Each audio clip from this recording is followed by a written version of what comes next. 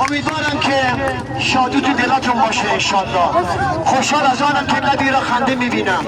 به خدا خوشحال از آنم که دلی را شاد میکنم. وگرنه این غم و غصه برای همه هست.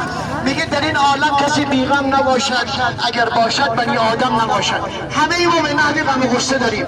این گرانی، این فشار اقتصاد، بی‌برقی، بی‌آبی، بی‌گازی همه دفعه ما رو گرفته. ولش کن، درست میشه انشالله.